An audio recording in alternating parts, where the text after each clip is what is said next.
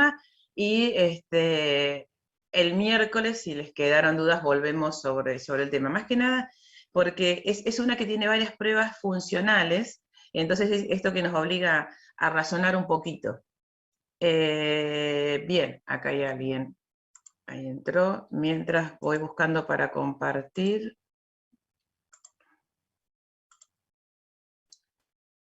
¿Se ve allí? Sí, sí. Sí, sí, sí. Bien, creo que habíamos llegado a algo así, muy, muy básico, habíamos visto. A ver.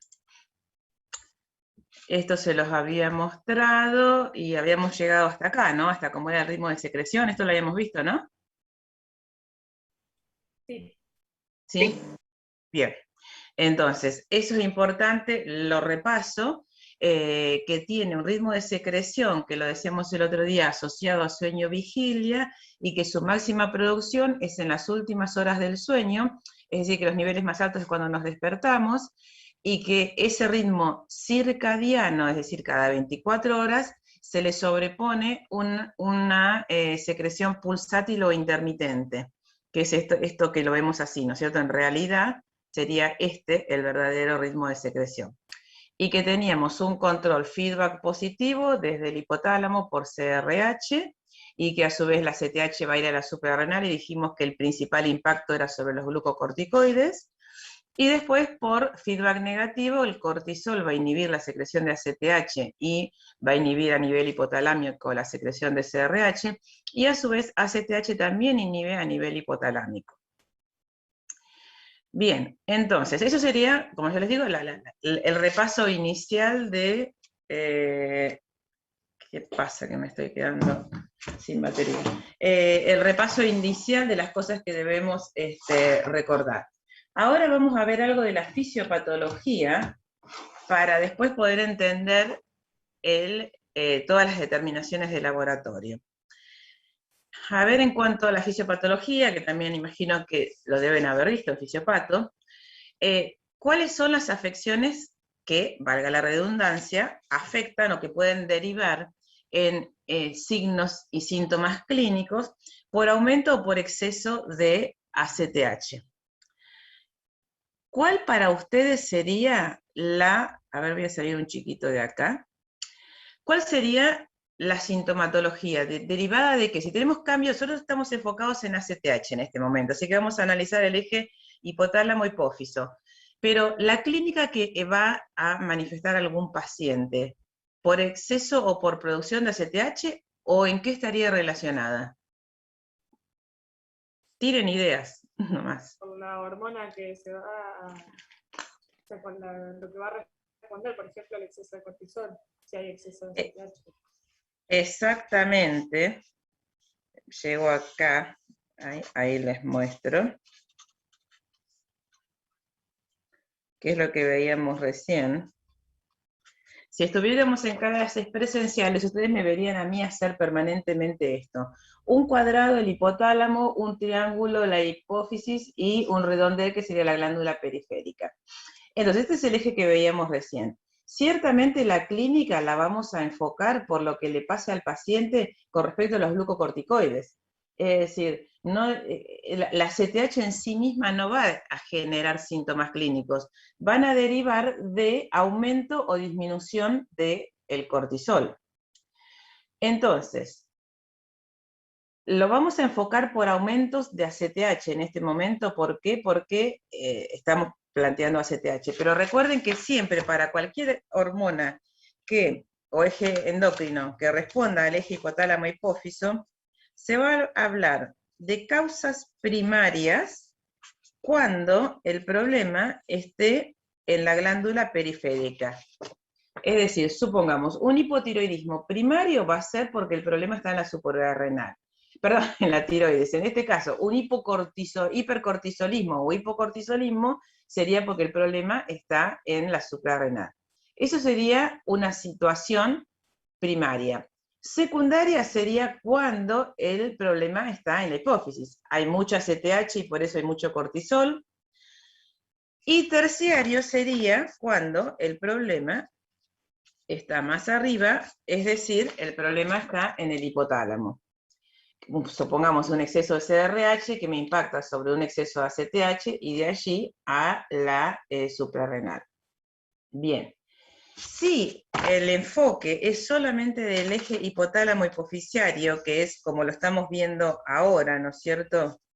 Y que lo pueden ver en algunos libros, si tomamos solamente esto, en algunos textos pueden decirle que primario sería CTH y secundario sería hipotálamo. Perdón, primario sería hipófisis y secundario sería hipotálamo. Yo no voy a usar esa para no confundir, porque en realidad después cuando uno integra todo el eje, primario es aquí, secundario es en hipófisis y terciario es en el hipotálamo. Lo vamos a ver la clasificación desde ese punto de vista y después integraremos todo cuando veamos la suprarrenal. ¿Se entiende eso? Bien, entonces vuelvo a compartir acá. Entonces, la patología. Hay 2 personas para ingresar, ahí están ingresando. La patología podría ser, si como estamos mirando desde la ACTH, vamos a pensar cuándo hay baja producción de ACTH, que es una hiposecreción de ACTH, o cuándo hay mucha producción de ACTH, que sería una hipersecreción de ACTH. Entonces analicémoslos, cuáles son las situaciones que derivan en un déficit de ACTH o en un exceso de ACTH.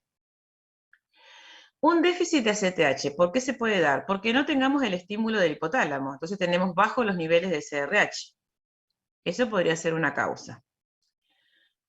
Otra causa sería un problema propio de la hipófisis, ¿no es cierto? Donde la hipófisis no produce ACTH, porque sea un déficit selectivo ACTH o un panhipopituitarismo. ¿Se acuerdan que el otro día lo decíamos? Podemos tener que estén alteradas solamente las corticotropas o que esté alterada toda la producción adenohipoficiaria.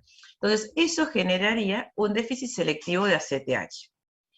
En cualquiera de estas dos situaciones, fíjense que yo les pongo acá esta llave, esto me va a traer como consecuencia una falta de cortisol, porque si no tengo ACTH o porque no hay CRH o porque la hipófisis no produce ACTH, no va a haber impacto sobre la suprarrenal y no va a haber cortisol. Entonces, estos son hipocortisolismos secundarios o terciarios, en base a lo que yo les decía recién, ¿no es cierto? Es un hipocortisolismo porque el problema está acá o acá, no hay ACTH, impacta sobre la suprarrenal, no produce cortisol, es un hipocortisolismo. ¿Se entiende hasta allí?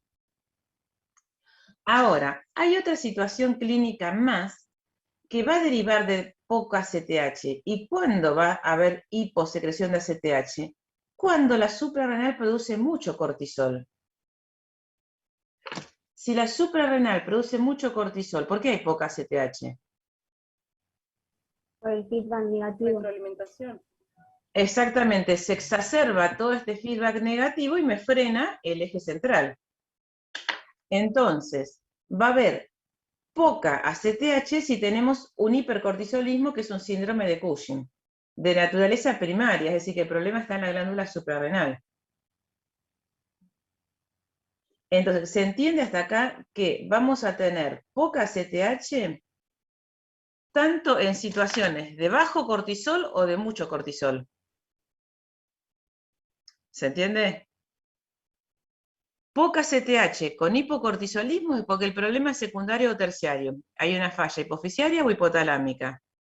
Ahora, poca CTH con mucho cortisol es un tumor suprarrenal productor de cortisol, que es un síndrome de Cushing.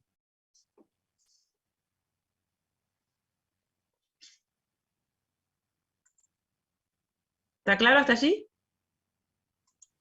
Sí. ¿Sí? Bien. Entonces ahora veamos la inversa, mucha ACTH.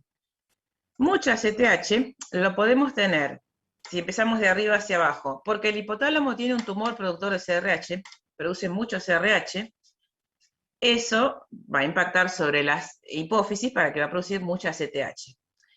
De naturaleza hipoficiaria, pueden ser dos causas que generen mucha ACTH, que el problema esté en la hipófisis específicamente.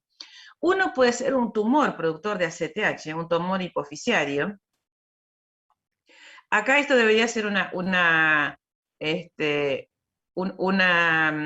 flecha punteada, si se quiere, porque puede haber un tumor ectópico productor de ACTH, y no va a estar en la hipófisis, pero va a producir ACTH, pero está en otro lado.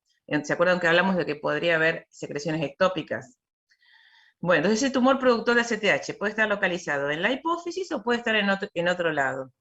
O también puede ser que lo que haya no un tumor productor de ACTH, sea una enfermedad de Cushing. ¿Alguien sabe qué es la enfermedad de Cushing?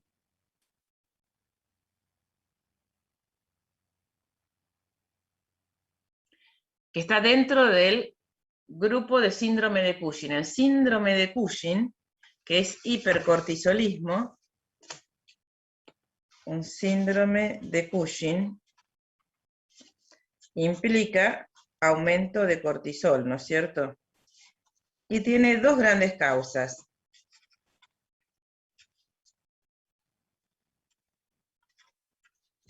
El síndrome de Cushing es un aumento de cortisol, ¿no es cierto? Es un aumento de cortisol que puede ser de naturaleza primaria, cuando hay un tumor productor de cortisol, que estaríamos acá arriba, lo que yo les puse, hipercortisolismo primario, síndrome de Cushing, pero también la causa puede ser secundaria, cuando está localizada en la hipófisis, y ahí puede ser esas dos cosas que vemos, una enfermedad de Cushing o un tumor productor de ACTH. Visto así, el síndrome de Cushing puede tener una causa en la hipófisis, que sea un tumor productor de ACTH o la enfermedad de Cushing, que son estas dos cosas que yo les estoy marcando acá. ¿Se ve? ¿Mm? Bien, entonces, ustedes ven acá claramente que la entidad enfermedad de Cushing es una de las que conforman el abanico del síndrome de Cushing. Síndrome de Cushing es hipercortisolismo. Puede haber de muchas naturalezas, una es la enfermedad de Cushing. Ahora, ¿quién me sabe decir qué es la enfermedad de Cushing? ¿No han visto esto en Fisiopato? ¿Alguien se acuerda? Lo usaron muy recientemente, Fisiopato, lo entiendo. Alguien que tire una idea, algo. ¿Nadie se anima? O sea, queda claro que hay mucho cortisol, ¿no es cierto? Porque está dentro del paquete del síndrome de Cushing. Mucho cortisol, pero no es un tumor. Cuando hablamos de tumor son funcionamientos autónomos, no es un tumor.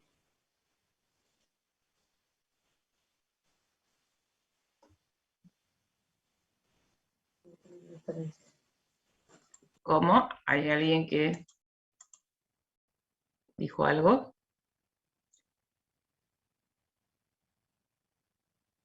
Alina, te quedó así marcado de amarillo como si hubieras hablado. Sí, no, pero estaba hablando acá con alguien acá en casa y quedó abierto. No te animaste a tirar ninguna idea. No, No. iba a Bueno, decir si era sí. por ahí la enfermedad como la sintomatología, por ahí que se pronuncie más la sintomatología, pero no. No es por ese lado. Podría ser, a veces eso orienta al médico muy entrenado puede en función de los síntomas pensar que se podría tratar, pero digamos fisiopatológicamente esa no es la causa. La causa fisiopatológica es que es un adenoma productor de ACTH. ¿Se acuerdan que el otro día les dije, adenoma no quiere decir tumor, adenoma es una agrupación de células, no quiere decir que es algo maligno, y lo que tiene ese grupo de células es que tienen una desensibilización al feedback negativo de cortisol.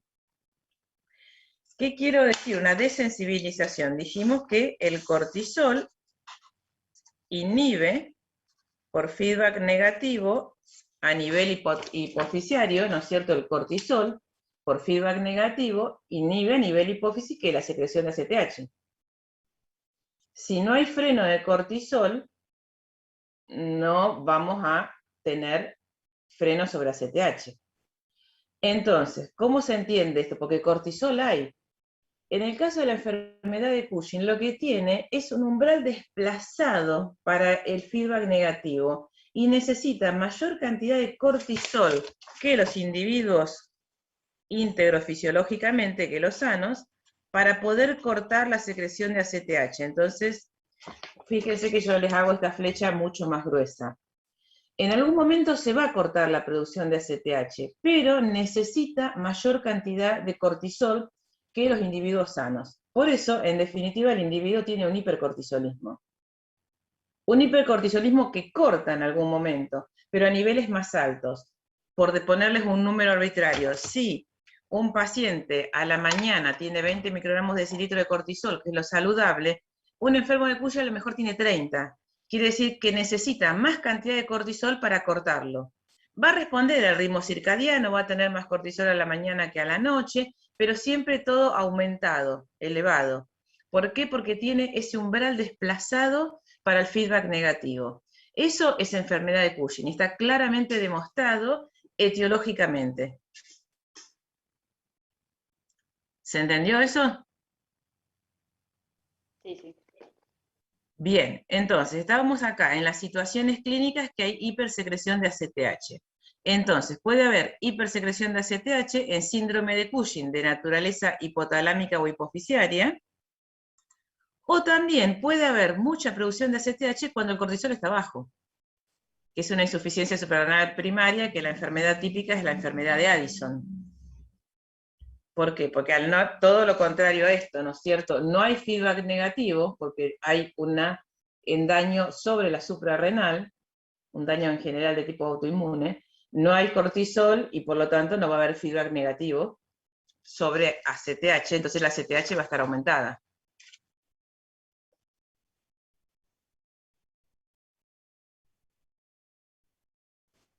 Profe, ¿Sí? entonces la enfermedad de Cushing solo se da cuando hay un adenoma productor de ACTH en hipófisis. La enfermedad de Cushing, sí, exactamente eso. La enfermedad de Cushing quiere decir que está el adenoma en la hipófisis productor de ACTH. El síndrome de Cushing ya puede ser otra cosa, puede ser un tumor suprarrenal, puede ser un tumor hipofisiario productor de ACTH, puede ser un tumor ectópico. Todo eso es el gran espectro del síndrome de Cushing. Pero cuando decimos enfermedad, es tal cual lo dijiste vos. El adenoma productor de ACTH que está localizado en la hipófisis. Bien, gracias. Bien, entonces, con este cuadro lo importante era que tomemos, registremos, digamos, que podemos tener baja producción de ACTH en dos situaciones que responden a bajo cortisol, pero también en una situación que responde a alto cortisol, y que a la inversa podemos tener mucha producción de ACTH en situaciones que dependen de un hipercortisolismo o cuando tenemos poca producción de cortisol. Así que en los cuadros primarios las cosas se cruzan. En los cuadros primarios siempre va a ser que la hormona periférica y la hormona central están a la inversa. ¿Se entienden? Los cuadros primarios siempre van a ser, y eso lo vamos a ver, que lo vamos a ir viendo, que siempre es necesario hacer las dos determinaciones en los cuadros. Hormona periférica, me refiero a la glándula, ¿no? Más hormona central, siempre, en este caso la periférica sería el cortisol y la central sería la ACTH. En los cuadros primarios, las situaciones son invertidas. Es decir, en un cuadro primario es, si está aumentada la periférica, sería un hipercortisolismo primario o un hipocortisolismo, pero entonces ACTH va a ir al contrario, ¿no es cierto? Si aumenta mucho la periférica, la central está disminuida, o si está disminuida la periférica, la central va a estar aumentada. Esos son cuadros primarios.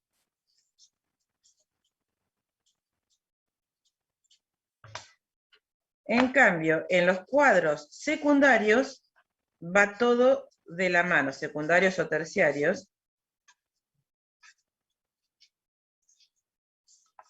¿Cómo se largó a llover por acá?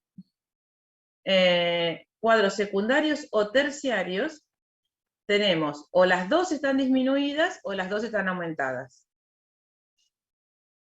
Y eso vale para todos los ejes endócrinos que responden al eje hipotálamo, hipófiso, glándula periférica. ¿Se entiende eso? Bueno, como veo que ya han entendido bien toda esta parte, vamos a empezar de lleno entonces con el laboratorio. Este enfoque siempre fisiopatológico es necesario para después poder interpretar los resultados de las pruebas. Sobre todo porque las pruebas están estandarizadas para situaciones fisiológicas, cuando no da como tiene que dar, hay que interpretar. Siempre en todas las clases vamos a hablar de determinaciones basales y después de pruebas funcionales, todas las que haya. Y si no hay pruebas funcionales no diremos nada. A ver. Vamos a ver. Bien, determinaciones de laboratorio. Entonces, la determinación basal por excelencia, lo primero que hay que hacer, estamos pensando en ACTH, medir ACTH, ¿no es cierto? ¿Cuál es la problemática de medir ACTH? Bueno, sí, justamente tiene mucha problemática ACTH porque, como les puse ahí, es difícil y poco confiable la determinación. ¿Por qué? Porque está en muy baja concentración. Fíjense los niveles que tenemos en circulación, 10 a la menos 12. Si lo damos en unidades por mililitro, picogramos por mililitro hay a las 8 de la mañana, es decir, que es bajísimo. Es decir, que si la queremos detectar, la tenemos que buscar a la mañana, no la busquemos a la noche, salvo que sea un cuadro de un tumor productor de niveles muy altos, pero si no, va a estar baja. Dijimos que era una proteína muy cortita, ¿se acuerdan? De 39 aminoácidos, lo cual lo hace que sea muy sensible a las proteasas que hay en circulación. Ustedes saben que en circulación tenemos muchas enzimas proteolíticas. Entonces, ¿qué es necesario? Es una proteína muy lábil, es importante que la muestra lleve el agregado siempre de un inhibidor de las enzimas proteolíticas. Tomamos la muestra, suero, plasma, y siempre agregarle un inhibidor, porque si no, la vamos a perder en esa muestra antes de que llegue al ensayo.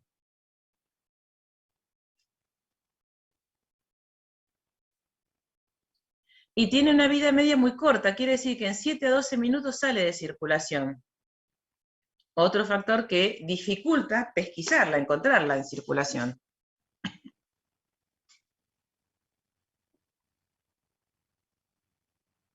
Bien, todo eso hace que lo que yo digo acá es una determinación sola de ACTH no me dice mucho, y siempre conviene que vaya acompañada de una determinación de cortisol, que es lo que decíamos hace un ratito, para esto, ¿no es cierto? Para tratar de enfocar primariamente si el cuadro es primario o secundario o terciario, es decir, ante una sospecha, ver si las hormonas periférica y central van en el mismo sentido o una hacia arriba y una hacia abajo. Ese siempre va a ser el screening inicial, que no quiere decir que ese screening inicial nos vaya a solucionar el problema. Probablemente las situaciones son grises, no hay claras aumentos ni disminuciones, y tengamos que seguir adelante con otras determinaciones. Bien, con respecto a ACTH, usar determinaciones de doble anticuerpo que aumenten la sensibilidad. Quimioluminiscentes, fluorescentes son recomendables. Y como dice acá, la correcta interpretación del valor de ACTH es cuando va acompañado de una determinación de cortisol.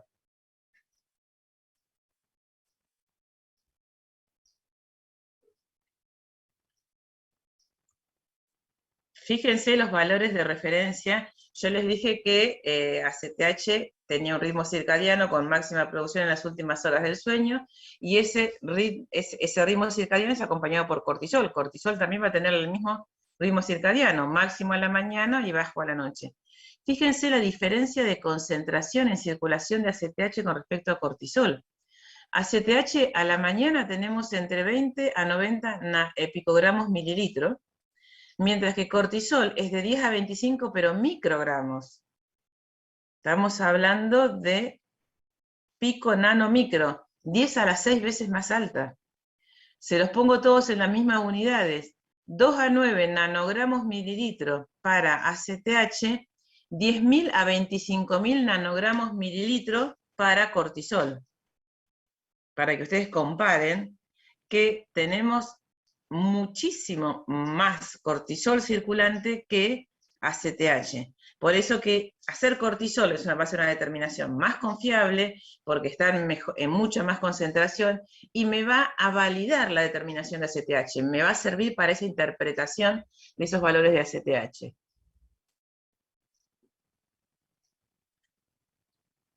Yo cuando les doy una pregunta del millón que hacen siempre después para el examen final, si se tienen que saber los valores, no me interesa que se sepan los valores, salvo algunos puntos de corte muy, muy clásicos. Entonces lo que tienen que saber es si está alto o bajo. Si lo comparo con cortisol, que va a estar mucho más baja ACTH que cortisol, que si hay un punto de corte en una prueba, bueno, si tiene que estar por encima o por debajo de ese punto de corte para interpretarlo. ¿Se entiende? Pero los números absolutos no lo sabemos ni nosotros. Uno se va acordando por tantos años de algunos valores, pero no quiere decir que hay que saberse memorizar todo eso.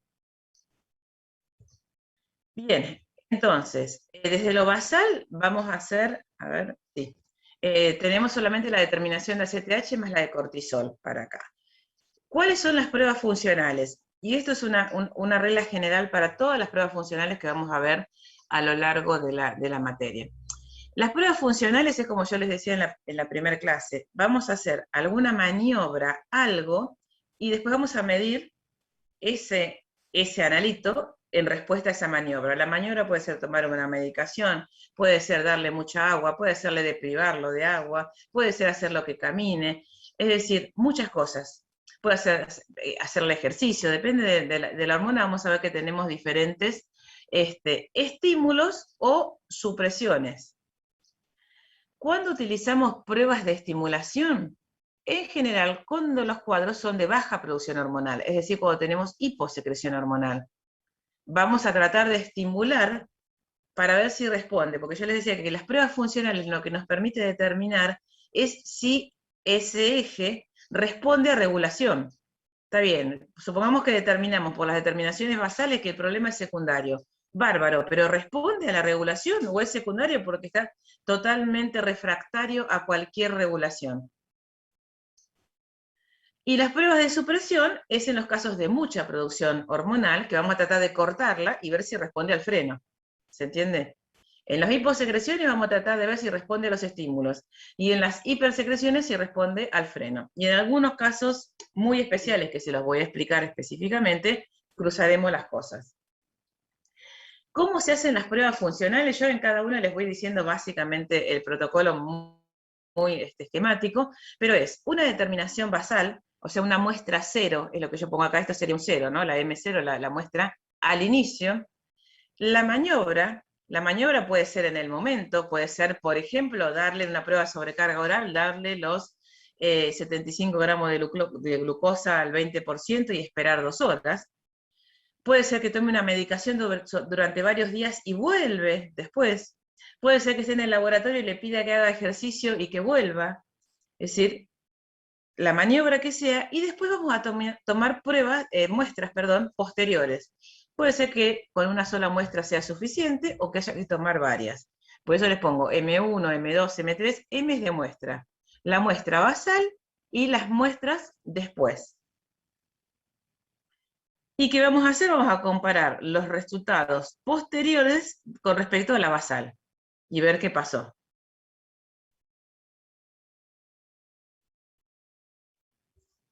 En algunos casos se puede prescindir de la muestra basal cuando hay establecido un punto de corte. Y ya por consenso hay un punto de corte, por ejemplo, y se dice, después de administrar tal fármaco tiene que bajar por debajo de 5. Bueno, listo, entonces no necesito la basal, yo sé que tengo que bajar por debajo de ese punto de corte. Y si no, hacemos las dos, antes y después. ¿Se entiende eso? Bueno, entonces ahora vamos a ver cuáles son las pruebas funcionales que tenemos para estos disturbios que afectaban a la ACTH. En base a esto, si empezamos con esa clasificación que teníamos acá, con los cuadros de hiposecreción de ACTH, hay poca ACTH. ¿Qué tipo de pruebas utilizaríamos? ¿Estimulación o supresión? Hay hipoestimulación. Estimulación, exacto. Entonces vamos a ver ahora todas las pruebas que hay disponibles para estimular este eje. Después, no quiere decir que todas las pruebas se le hacen al mismo paciente. Uno tiene que conocer cuáles son las estrategias que tenemos y obviamente aplicaremos de acuerdo a la realidad del paciente. Entonces, podemos tener estimulaciones, vamos a pensarlo solamente en el eje por ahora hipotálamo-hipófiso. No voy a considerar la suprarrenal, así que hay pruebas de estimulación suprarrenal que lo dejamos para cuando vemos justamente la suprarrenal. Nos vamos a concentrar acá, en el hipotálamo y la hipófisis. Bien, entonces, ahí hay alguien que está afuera. A ver, que entra.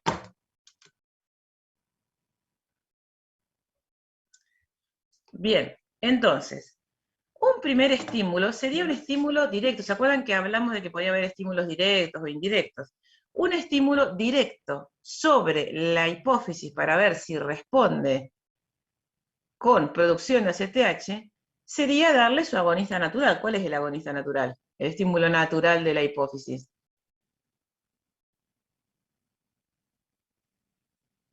La hormona que produce el hipotálamo. Exacto, administrarle el factor hipotalámico, que es lo que tenemos acá en este esquema. La prueba se llama prueba de administración de CRH. Consiste en qué? En darle directamente una inyección de ACTH, perdón, una inyección de CRH, y después ver, se administra CRH, después se toma una muestra de sangre, es decir, tenemos una muestra basal y muestras a los 30 y 60 minutos y vamos a medir que ACTH y podemos completarlo con cortisol también, porque eso lo completa para el eje glucocorticoide.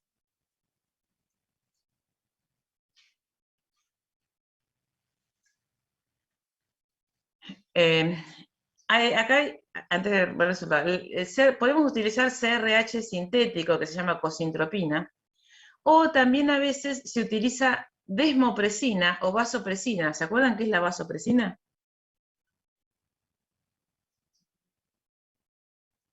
La vasopresina es la hormona antidiurética. Exactamente, la antidiurética, que la produce el hipotálamo, en realidad se acumula se acumula en la neurohipófisis, ¿no es cierto? Y se utiliza, sobre todo acá en la Argentina, se utiliza mucho vasopresina, porque tiene el mismo efecto que el CRH y es mejor tolerado por los pacientes. Entonces, es válido cualquiera de las dos, estimular con la cosintropina, que es el CRH sintético, o estimular con la vasopresina.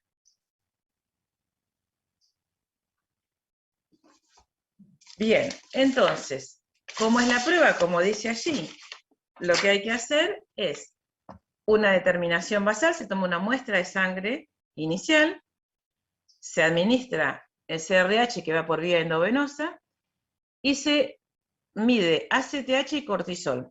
La respuesta normal, yo pongo la palabra normal porque es lo que más rápido escribo siempre, pero fisiológica, digamos, es que la ACTH aumente a los 15 minutos, porque estamos haciendo un estímulo directo sobre la hipófisis, con valores de 2 a 4 por encima del basal. Ven que en este caso entonces necesitamos una muestra 0 y una muestra 1 y muestra 2, que la comparamos contra la muestra inicial, ¿no es cierto? Estas muestras con respecto a la muestra inicial. Entonces, lo saludable sería que aumente ACTH y podemos agregar cortisol, que debería aumentar también un poquito después, porque tarda un poquito más, ¿no? Porque tiene que llegar el estímulo hasta la suprarrenal.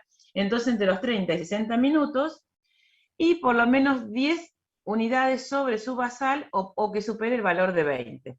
Eso para cortisol.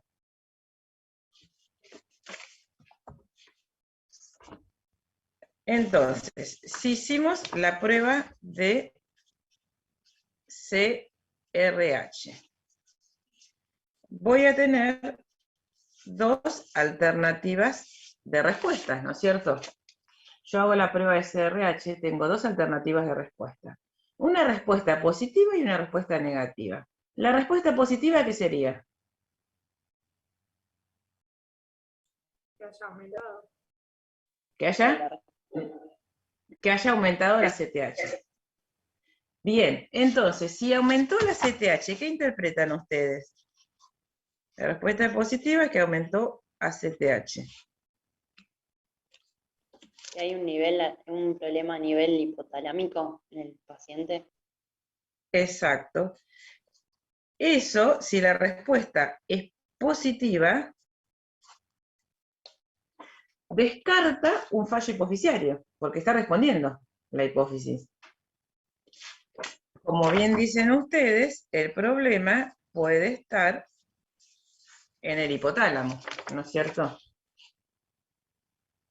Pero me está hablando de que la hipófisis está respondiendo. Si la respuesta es negativa, ¿qué interpretamos? Secundario. Secundario, ¿y cuál es el problema? En la hipófisis. La hipófisis. Exacto, es un fallo hipofisiario y un déficit de ACTH, una incapacidad de producir ACTH.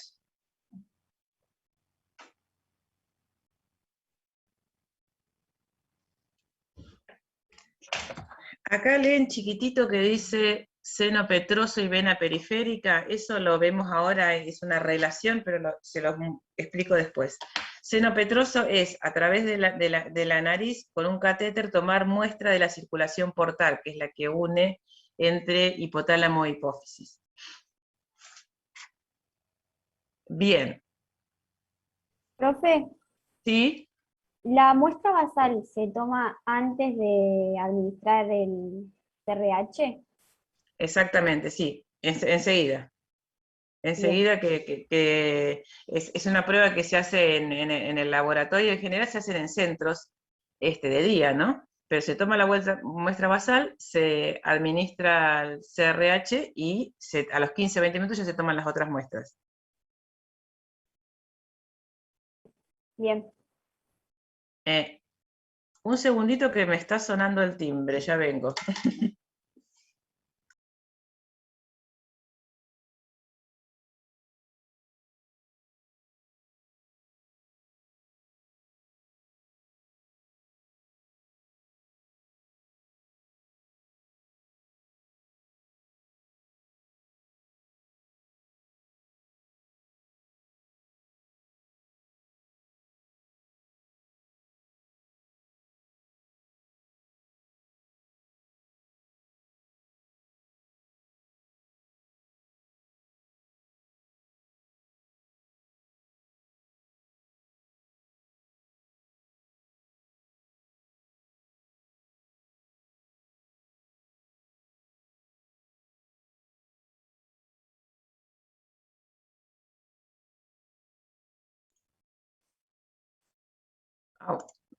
Bien. ¿Quedó clara la estimulación directa de la hipófisis? Ahora veamos una estimulación que yo acá les puse HH, que sería del hipotálamo y de la hipófisis, una estimulación. Acá primero, la que les pongo acá, va a ser una estimulación a nivel del hipotálamo. Hipoglucemia inducida por insulina. ¿Se acuerdan? A ver si puedo ir para atrás. Que esto lo vimos acá. Acá dice que diferentes causas de estrés van a estimular el hipotálamo para que el hipotálamo libere CRH y a su vez impacte sobre la hipófisis para producir ACTH. El estrés que afecta al hipotálamo y a todos los factores liberadores puede ser tanto un estrés físico, emocional, químico, y una herramienta que se utiliza mucho para estudiar las hormonas del eje hipotálamo-hipófiso es provocarle una hipoglucemia, que es un estrés químico. Disminuir la glucosa circulante y de esa manera, entonces, estimularíamos el eje hipotálamo-hipófisis. Esa disminución de la glucosa la podemos generar por administración de insulina. ¿Se entiende? Es decir, si yo a una persona le voy a administrar insulina, ¿qué voy a hacer? Le voy a generar una hipoglucemia transitoria en función de la dosis de insulina que le haya administrado, y después eso va a generar un estímulo sobre el hipotálamo para que el hipotálamo libere CRH y para que el CRH vaya a la adenohipófisis y libere ACTH. ¿Se entiende eso? Sí.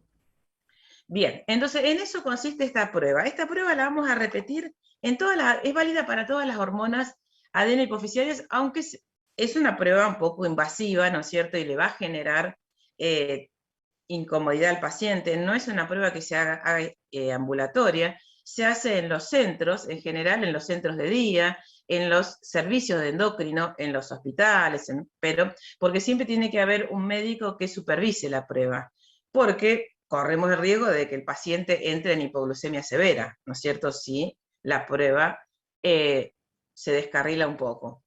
Entonces, el objetivo es generarle la hipoglucemia. Una hipoglucemia que por lo menos la glucemia tiene que bajar por debajo de 50 miligramos de decilitro, que recién ahí eso significaría un estrés sobre el hipotálamo. Entonces, ¿cómo se hace la prueba? Se va a tener canalizadas dos vías. Por un brazo se le va a inyectar la insulina, que la insulina se calcula en función del peso del individuo, bueno, eso lo determina el médico por los factores de riesgo que pueda tener, y tener otra vía preparada para administrar glucosa en forma inmediata en caso que el paciente empiece a tener síntomas como taquicardia, mareo, confusión, convulsiones, ¿no es cierto? Entonces automáticamente se le va a inyectar glucosa. Por eso que no es una prueba que se va a hacer en un laboratorio particular ambulatorio. Pero inclusive se utiliza en chicos para el estudio de los déficits de hormona de crecimiento. Así que es una prueba bien manejada, es muy útil para estudiar el eje hipotálamo hipófisis. Entonces, ¿cómo se hace la prueba? Administra, sí. Espera. Pasa por lo de tu hija. ¿Pasa por la mamá? Listo, gracias. Bueno, se me fue. ¿Cómo se hace la prueba? El paciente va a estar en el laboratorio del centro, ¿no? ¿No es cierto? Obviamente, vamos a hacerlo acá. Vamos a tomar una muestra cero basal,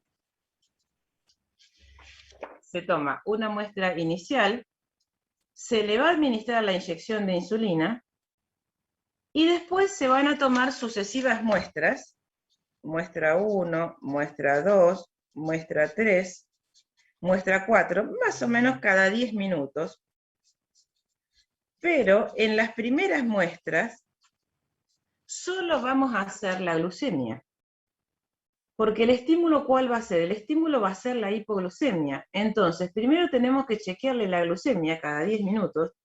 Cuando la glucemia desciende por lo menos por debajo de 50 miligramos de decilitro, o llega a valores de 50 o 60, recién ahí, en las muestras que siguen, vamos a medir las hormonas.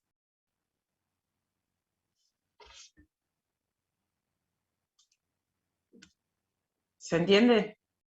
El efecto es inmediato. Claro, Sí. te asegurás que causa el estrés y después tomas la muestra. O sea, para asegurarte que causó ese estrés, claro. Exactamente. Primero, porque si no, no tendría sentido medirlas en las primeras cuando no hay estímulo. Porque el estrés es el estímulo. Entonces, nos aseguramos que se generó la hipoglucemia y a partir de ahí, una vez que tenemos la hipoglucemia, a los 10 minutos ya colectamos una muestra y 10 minutos después y ya vamos a encontrar el efecto sobre las hormonas. En este caso vamos a medir ACTH y cortisol, podríamos medir hormona de crecimiento, podríamos medir gonadotrofina, para todas las hormonas adenohipofisiarias sirve esta. Bueno, ¿cuál es la respuesta esperada? Que ACTH duplique o triplique su valor inicial, el valor 0, ¿no es cierto?, antes de haber administrado la insulina, y que el cortisol también supere los valores de 20, por lo menos 30 minutos después entre 15 y 30 minutos después de haber encontrado el aumento de ACTH.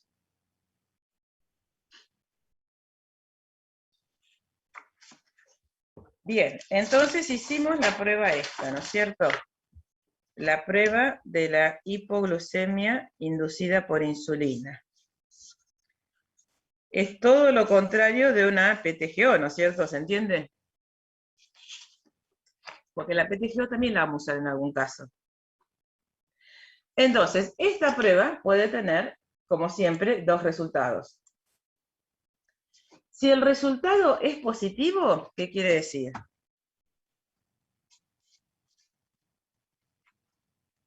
Quiere decir que hubo aumento de ACTH cuando hablo de resultado positivo.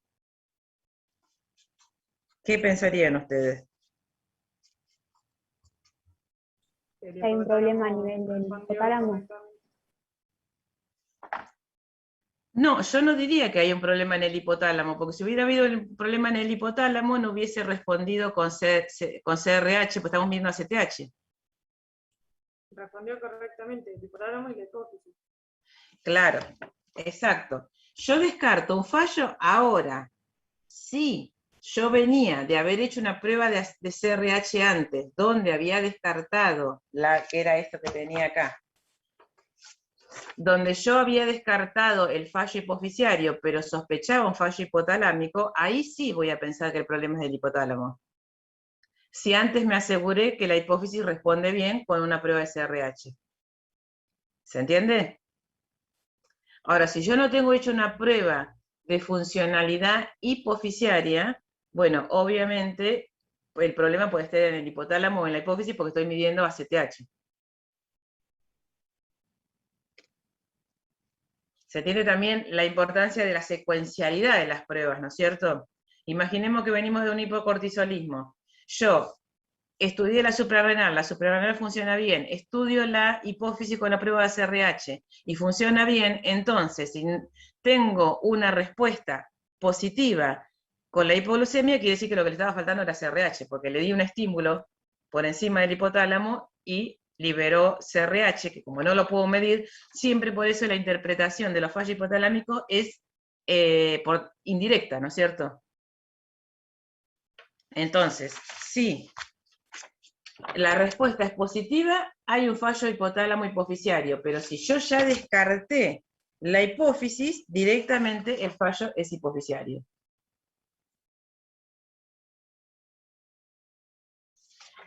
Si la respuesta es negativa, hay un fallo hipotalámico, siempre y cuando antes haya hecho la prueba de CRH y haya descartado la hipófisis.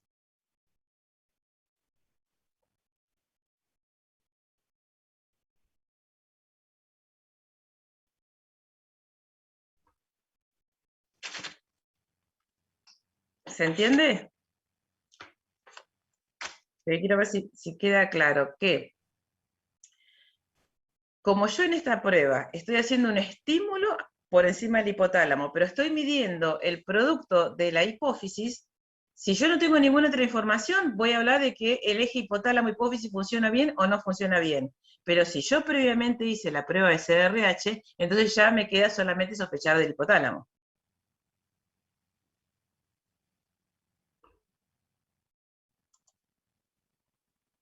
¿Preguntas?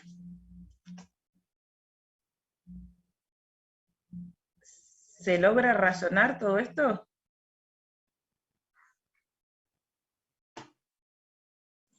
Claro, lo interpretás diferente depende de que si las pruebas son secuenciales o no.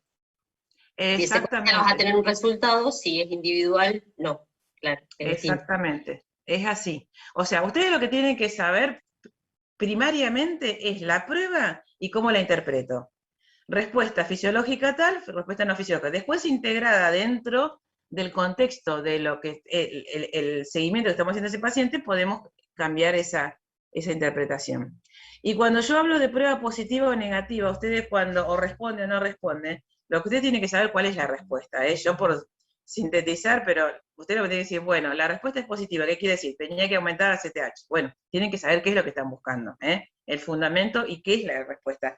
No sirve que en un examen me diga responde o no responde. ¿Se entiende? Bueno, y tenemos otra prueba de estimulación de esto, del eje HH, esa hipotálamo hipófisis, que es esta que aparece acá. Es la prueba de la metirapona. ¿Qué es la metirapona? La metirapona es un fármaco que a nivel de la suprarrenal, si ustedes se acuerdan, el último paso de síntesis de cortisol, esto lo vamos a ver bien cuando veamos suprarrenal, el cortisol lo que hace es, se sintetizaba a partir del colesterol, se acuerdan, por una serie de pasos enzimáticos. El último es el paso del 11-desoxicortisol a cortisol. ¿Por qué? Porque la 11-beta-hidroxilasa introduce un grupo oxidilo en posición 11. La metirapona es un fármaco que bloquea esta enzima, es decir, que no va a dejar sintetizar cortisol.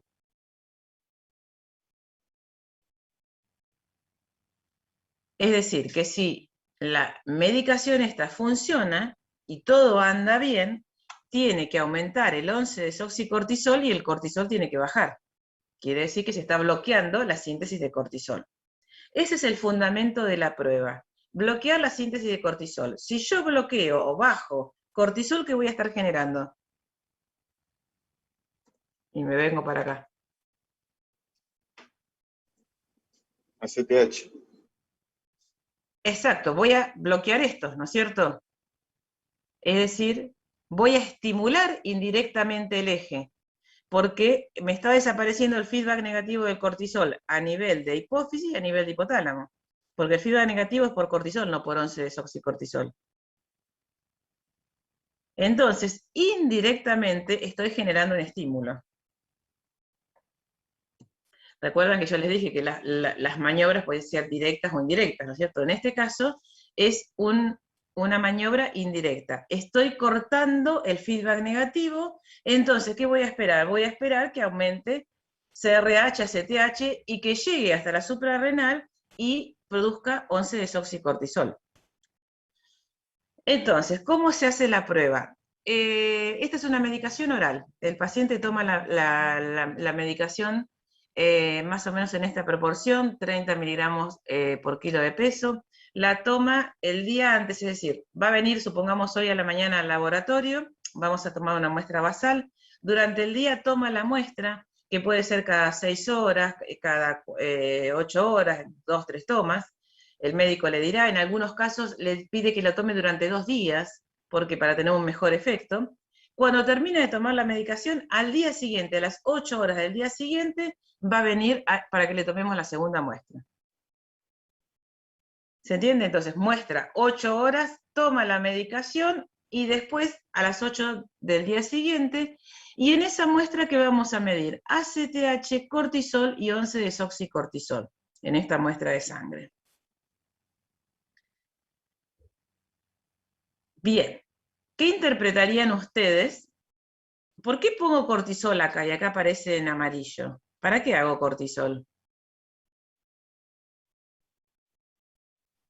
Para ver si funciona, si está funcionando correctamente el fármaco. Exactamente, siempre que yo tenga una manera de hacer un control bioquímico de lo que pasó, porque el paciente puede no haberla tomado bien, la medicación, puede haberse confundido, no sé. Entonces, ese es mi control bioquímico. El cortisol tiene que estar bajísimo, como dice acá, menos de 5 microgramos de decilitro, que eso a las 8 de la mañana es bajísimo. Ninguna persona puede tener tan bajo cortisol a la mañana, si es saludable. Entonces, eso me garantiza que que la medicación funcionó.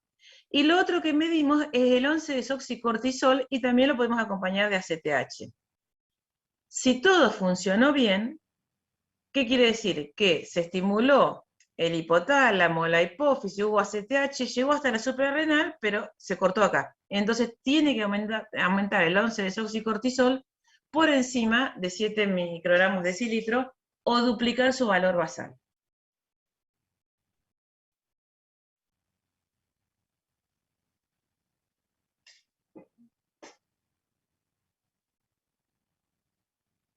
¿Está claro eso?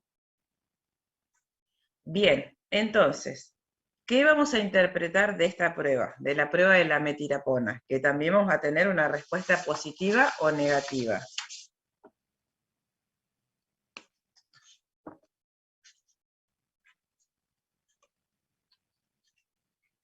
Acá les tacho y les pongo prueba de la metilapona. Una respuesta positiva, una respuesta negativa. Una respuesta positiva, que quiere decir que aumentó el cortisol, el 11-desoxicortisol, ¿no es cierto? ¿Qué me está diciendo?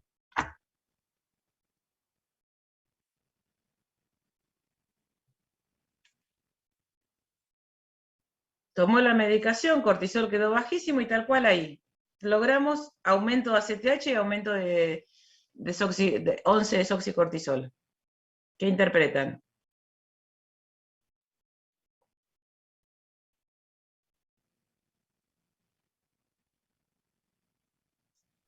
Que hay Acá. Sí, piénsenlo así. que hay aumento de cortisol y al bloquearlo funciona bien el eje. Exactamente, que el eje está funcionando bien, porque llegué hasta 11-desoxi porque tengo bloqueado esto por la medicación, pero el eje funcionó, porque tiene que haber habido CRH, ACTH para que llegue a la suprarrenal, para estimular la síntesis del 11-desoxicortisol. Es decir, que la respuesta positiva me descarta un fallo en el eje hipotálamo-hipófisis.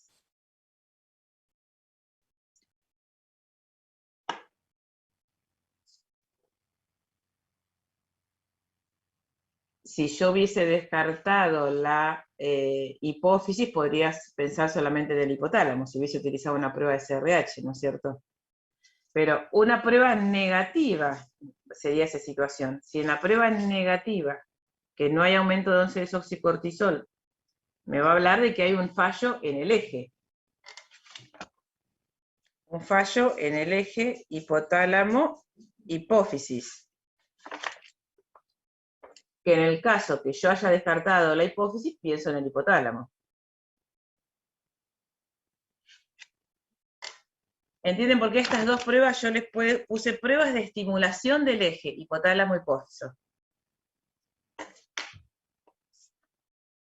Esta prueba de la metilapona, que si bien no me concluye certeramente el problema hasta acá o hasta allá, es muy utilizada, ¿por qué? Porque es bastante poco invasiva para el paciente. Es decir, es menos invasiva que una prueba de hipoglucemia inducida por insulina. Entonces, como para un enfoque del paciente y ver la regulación del eje central, metilapona es muy útil. Pero digamos que le podría dar la misma información que la hipoglucemia inducida por insulina.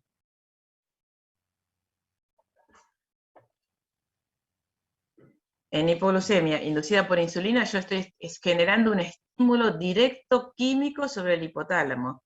En metilapona estoy generando un estímulo indirecto sobre hipófisis y sobre hipotálamo. Profe, una pregunta. Sí. Si la prueba da positiva, entonces descarto que haya un fallo en el eje hipotálamo-hipófisis, pero si yo hice una prueba anterior y había descartado un fallo en la hipófisis, entonces por más que la prueba haya sido positiva, hay un problema a nivel hipotalámico. No, si la respuesta es positiva, que vos tuviste aumento de 11-desoxicortisol y vos antes habías descartado un problema en la hipófisis, descartás también un problema en el hipotálamo, porque está respondiendo. Ah, claro. Ahora, sí, la prueba fue negativa, no aumentó el 11-desoxicortisol y yo previamente descarté la suprarrenal, descarté la hipófisis, ahí sí voy a pensar que el problema es hipotalámico. Ah, bien. Bien, bien. ¿Se entiende? Yo sé que esto cuesta, por eso se los planteo de entrada, empiezo, creo que es una de las clases más difíciles, pero si logramos adquirir esta gimnasia, va a servir para todos los ejes endocrinos. Pero es como un juego de razonamiento permanente, ¿no? O sea, por eso uno tiene que tener bien en claro cómo son la regulación de la síntesis, dónde las patologías, a qué se deben las patologías para poder interpretar los resultados. ¿Alguna otra pregunta? Con respecto a estimulación, son estas las herramientas que tenemos. Profe, una consulta. Sí, sí. ¿Las pruebas se hacen todas o cómo es en el laboratorio? ¿Es depende del laboratorio que ya tienen las pruebas ya elegidas o No, depende fundamentalmente de lo que solicite el médico. Una cosa les pido, cuando hagan preguntas enciendan la cámara, porque es muy difícil contestar y no saber, no darme cuenta si me están entendiendo o no. Mayoritariamente la va a elegir el médico, ¿no es cierto? La va a indicar, pero nosotros como parte del equipo de salud tenemos la obligación y responsabilidad de decir, no, mira, aplica mejor esto que aquello. O cuando tenemos el resultado, o antes de hacerla, porque esta no es una prueba que llegó y directamente esto se pide turno, ¿no es cierto?, para hacer una prueba de estas. Entonces, en ese caso, conversar con el médico para orientarnos un poco mejor sobre el diagnóstico presuntivo. Ese diálogo no debe faltar. Muchas veces las cosas se hacen en los servicios de endocrino. Y los servicios de endocrino, como el servicio, por ejemplo, de hematología, son verdaderos servicios que están por fuera de los laboratorios centrales, donde hay un pequeño laboratorio que solamente hace endocrinología, pero que está junto con los médicos, y entonces es un trabajo integral muy bueno. En general están allí porque a veces en las instituciones que, por ejemplo, tienen también aprobado la utilización de radioisótopos, porque ustedes saben, por ejemplo, que la patología tiroidea se maneja con rayos, ¿no es cierto?, y con administración de yodo radioactivo y demás. Entonces, muchas veces el laboratorio está justamente ahí donde funciona el servicio de endocrino. Hematología es otro tanto, donde los bioquímicos y los médicos están permanentemente en contacto. Entonces ahí es muy bueno. Y si no, por más que yo esté en un laboratorio privado por fuera de cualquier centro, es mi responsabilidad comunicarme. Pero primariamente la va a pedir el médico, ¿no?, que es lo que uno puede después responder a la orden que nos llegó. Bien, esto es para estimulación, es decir, cuando teníamos situaciones de hiposecreción. Ahora veamos qué herramienta tenemos para hipersecreción de ACTH, que decíamos que mucha ACTH se traducía en...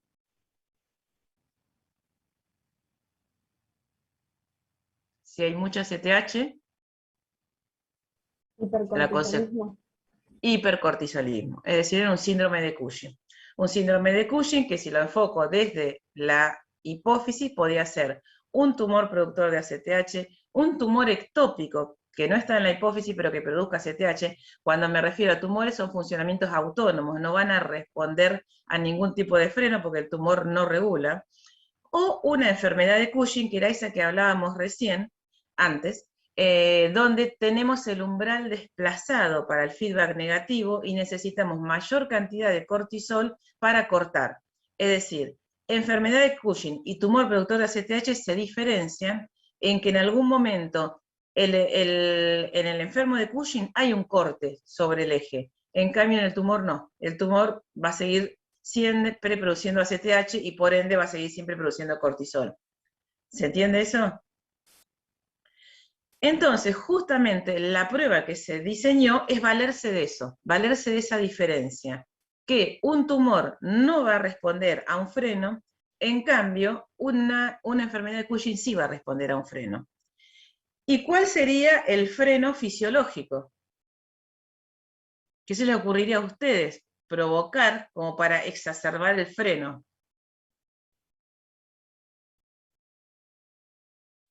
Proporcionar cortisol. Exactamente. A la hipófisis la frenamos con cortisol. Pues el fundamento de la prueba es darle más cortisol al individuo para ver si logramos frenar el funcionamiento de la hipófisis. Estamos partiendo de que hay un hipercortisolismo, ¿no es cierto? Pero lo que vamos a intentar es aumentarle el nivel de cortisol, valiéndonos de ¿qué? De esa característica que tiene la enfermedad de Cushing. Tiene el umbral desplazado para el feedback negativo. Le tengo que dar más cantidad de cortisol para lograr cortar. Entonces, justamente, la estrategia es administrar un cortisol exógeno. Hay que administrar un cortisol que no me dé... que no me dé reacción cruzada con el cortisol endógeno, porque después yo esta prueba la voy a valorar midiendo ACTH y cortisol. Entonces, el fármaco que se usa es la dexametasona, ustedes lo deben conocer, es un corticoide sintético, ampliamente utilizado para muchas enfermedades. Bien, la particularidad que tiene la dexametasona es que no da reacción cruzada con los anticuerpos de los kits que utilizamos para medir cortisol. Por eso la prueba se llama la prueba de la dexametasona. No puede tomar otro corticoide sintético, que hay un montón en el mercado, no puede tomar prednisolona, corticosterona, ninguno de esos otros, porque eso sí me van a dar reacción cruzada con el cortisol. Entonces, el fármaco que tiene que tomar es dexametasona. Bien, ¿y el fundamento qué es? Administrarle cantidades elevadas. ¿Sí? ¿Podría repetir eso último? No entendí bien lo de la reacción cruzada. ¿Cómo que va reacción cruzada con el cortisol? Claro, porque en la prueba vamos a medir ACTH y cortisol. Vas a utilizar un kit, siempre utilizamos inmunoensayo, que tienen anticuerpos, pero no queremos que nos detecte el cortisol que yo le di de afuera, quiero que solamente me mida el cortisol endógeno. Entonces, la dexametasona no va a reaccionar con ese. En cambio, los otros corticoides sintéticos sí dan reacción cruzada y vos vas a medir no solo el cortisol endógeno, sino que vas a medir el cortisol que le diste de afuera. Y eso te va a generar una sobrevaloración, vas a decir, no hubo supresión cuando en realidad la hubo, pero no pude distinguir entre el exógeno y el endógeno. ¿Se entiende? Por eso es importante que ustedes como bioquímicos le pidan al paciente que les diga exactamente qué tomó, si tiene el prospecto que lean, que sea dexametasona.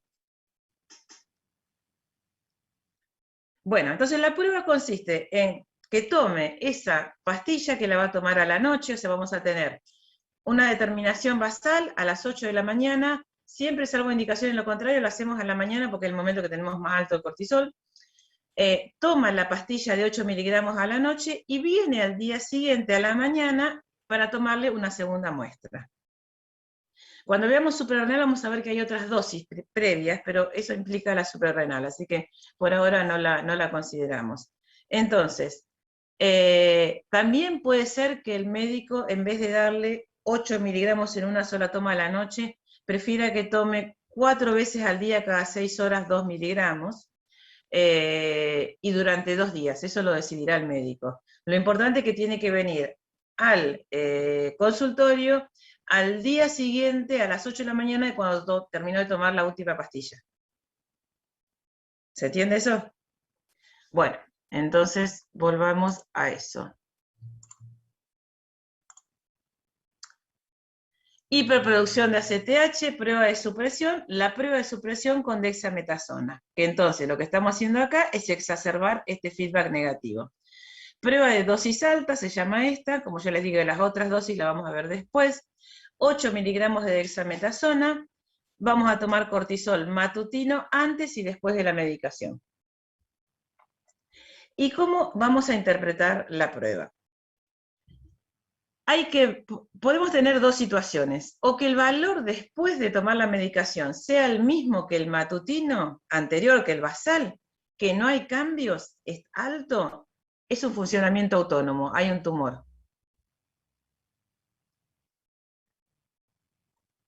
Yo dije que hacíamos la determinación de cortisol y de ACTH. Entonces, si el cortisol quedó aumentado, igual que el basal, y la ACTH está baja, ese tumor va a ser suprarrenal. Va a estar localizado en la suprarrenal.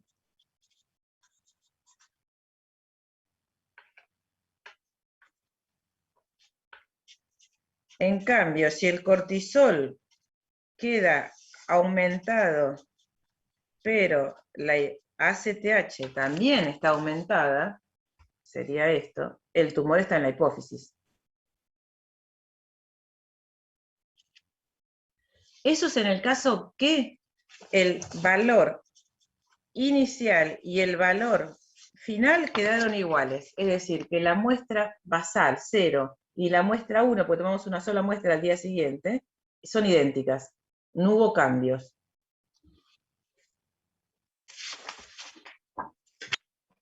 En cambio, como dice ahí, sí disminuyó un poco entre el 50 y el 90% del basal. Por ejemplo, supongamos que el basal era de 30, el valor 0, y que la muestra 1 me quedó, por ejemplo, entre 20, 25, por decir valores así. La muestra inicial era 30 de cortisol, y me bajó a 20, 25, es decir, no me llega a menos del el 50%, sería 15. No logra bajar por debajo de 15, pero me queda entre el inicial y el 50%, es decir, entre el 51 y el 90% del valor basal. Es decir, que disminuye, pero un poco, no logra disminuir, porque la respuesta fisiológica, un individuo sano, sería que el cortisol baje por debajo del 50%. Tiene que ser menor o igual al 50%. Es decir, que en este ejemplo tendría que ser menor o igual a 15. En este ejemplo numérico que le estoy poniendo yo. El individuo sano tendría que haber bajado por debajo de 15, el valor inicial. Más de la mitad tiene que bajar. En cambio, en el enfermo de Cushing baja un poco. No queda sin ningún cambio, pero algo baja. Y eso es un enfermo de Cushing, que justamente es lo que caracteriza la enfermedad. Hay una disminución del cortisol, pero no suficientemente fuerte como es en el caso de un individuo sano. ¿Por qué? Por ese desplazamiento del umbral. Le tuvimos que dar más cantidad de cortisol para bajarlo, pero así todo no logra llegar a valores fisiológicos. ¿Se entiende eso? Eso es un enfermo de Cushing. Acá les aclaro que hay algunos enfermos de Cushing que no dan, siempre hay zonas grises en algunas pruebas. Un 20 o 25% de Cushing no responde bien a esta prueba. Inclusive hay tumores ectópicos que dan falso positivo a la prueba, al revés, que sí bajan. Entonces ahora tenemos otra estrategia para diferenciar eso. ¿Pero quedó claro hasta acá esto? ¿Cuál fue el fundamento? Darle los 8 miligramos y ver qué pasa al día siguiente. Si no tengo cambio con respecto al basal, es un tumor, funcionamiento autónomo. Hago ACTH y veré. Si ACTH también está alta, el tumor es hipoficiario. Si ACTH está indetectable, el tumor es suprarrenal. Si tenemos una definición clara entre el 50 y el 90, así que bajó, es enfermo de Cushing. Ahora, si tenemos sospecha de que podría ser un falso negativo para enfermo de Cushing porque no bajó, o un falso positivo porque hay un tumor ectópico, tenemos esta otra estrategia que vemos ahora. ¿Preguntas? Y la estrategia es esto que yo les decía ahí, que aparecía antes del cateterismo de los senos petrosos. Es decir, hacer lo que se llama el gradiente de ACTH. Y en esto ya estamos hablando de algo bien invasivo. Lo que hacemos, no se lee el título, el cateterismo de senos petrosos, es medir los niveles de ACTH en una muestra de sangre en el seno petroso y compararla con una muestra de sangre periférica.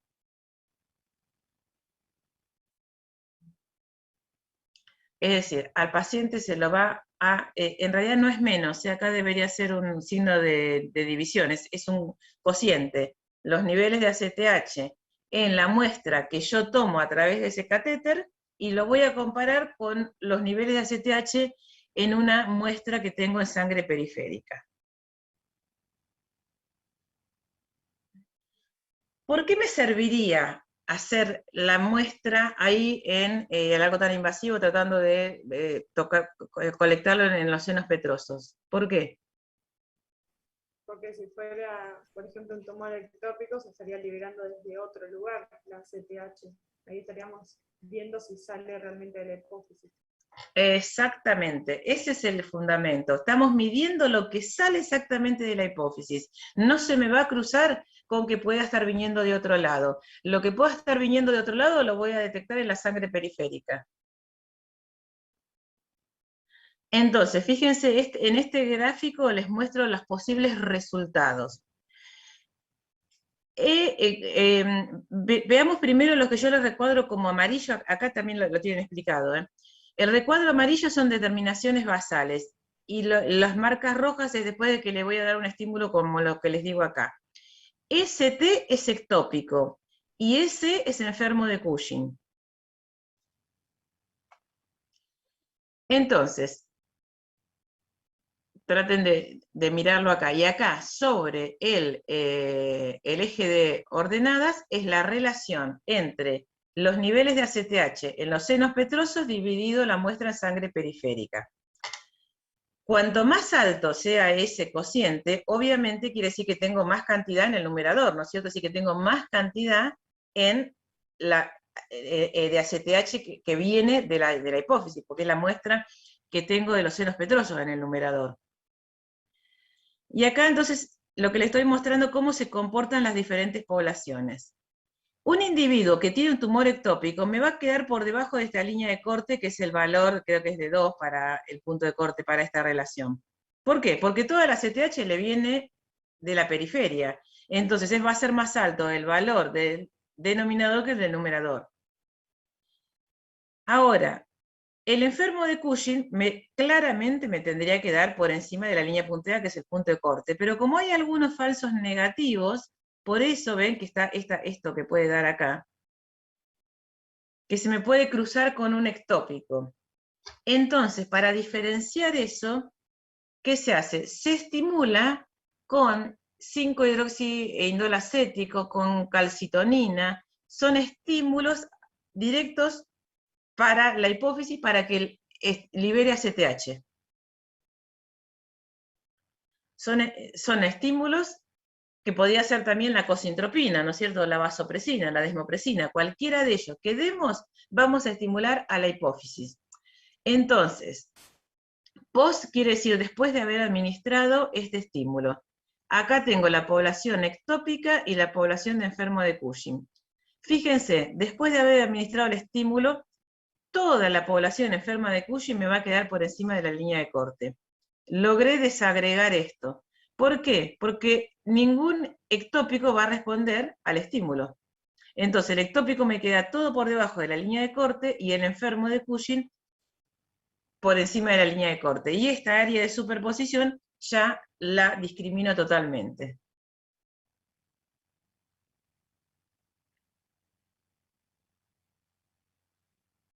¿Se entiende?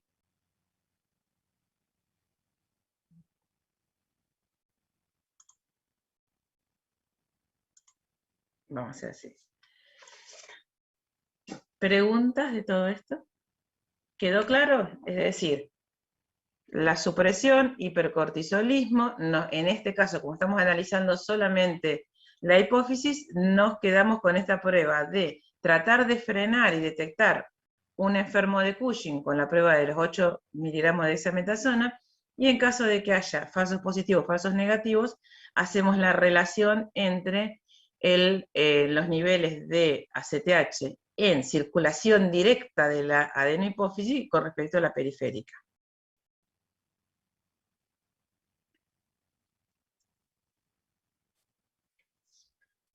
¿Se entiende? ¿Alguna pregunta, consulta, comentario?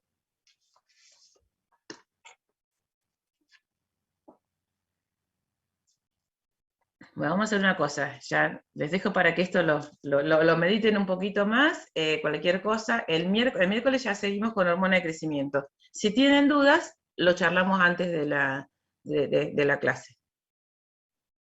¿Mm? Entonces después seguimos ya con hormona de crecimiento, prolactina, las otras hormonas adenohipofisiarias.